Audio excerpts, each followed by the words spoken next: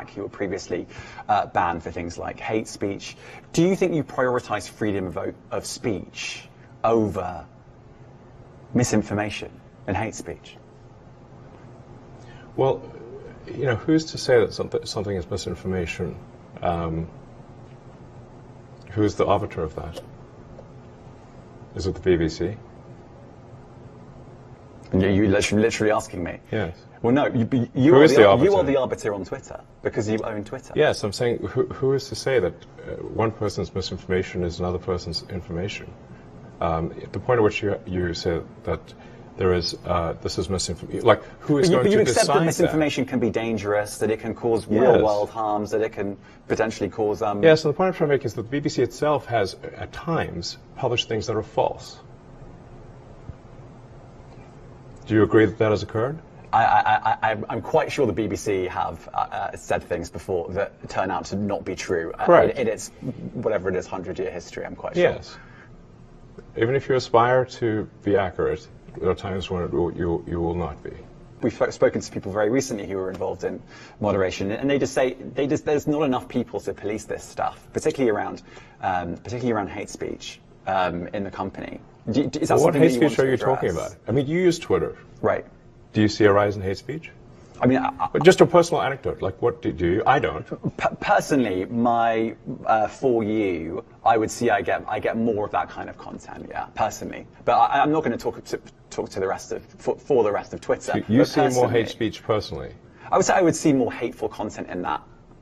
Content you don't like, or hateful? What do you mean to describe a hateful thing? Yeah, I mean, you know, just content that will solicit a reaction, something that may include something that is slightly racist or slightly sexist, those kinds of things. So you think if something is slightly sexist, it should be banned? No, is that what you're saying? I'm not saying anything. I'm saying. Well, I'm just curious. I'm trying to understand what you mean by hateful content, and I'm asking for specific examples. And you just said that if something is slightly sexist, that's hateful content. Does that mean that it should be banned? Well, you've asked me whether my feed, whether it's got less or more. I'd say it's got slightly more. That's why I'm asking for examples. Can you name one example? I honestly don't use. Honestly, I you don't. can't name a single example. I'll tell you why. Because I don't actually use that for you feed anymore. Because I just don't particularly like it. But you and said actually, a lot of people are quite similar. I only look at hang on a second. following. You said you've seen more hateful content, but you can't name a single example, not even one.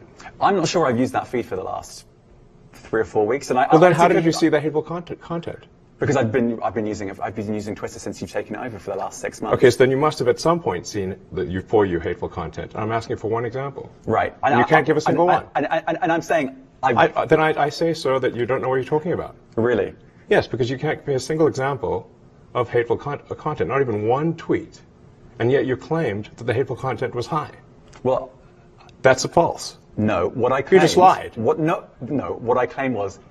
there are many organizations that say that that kind of information is on the rise. Now, whether it has on my feed or not, I mean, right, and literally you can look at something one. like the Strategic Dialogue Institute in the UK. They will say that. So look, people will say all sorts of nonsense. I'm literally asking for a single example, and you can't name one. Right, and as I've already said, I don't use that feed. But then how would you know that? I don't think this is getting anywhere. You literally said you experienced more hateful content, and then couldn't name a single example. Right, and as I said, that's absurd. I haven't actually looked at that feed. Then how would you know this hateful content? Because I'm saying that's what I saw a few weeks ago. I can't give you an exact example. Let's move on. We only have a certain amount of time. COVID misinformation. You changed the COVID misinformation. Has rules. BBC changed its COVID misinformation? The BBC does not set the rules on Twitter, so I'm asking you. No, I'm talking about the BBC's misinformation about COVID.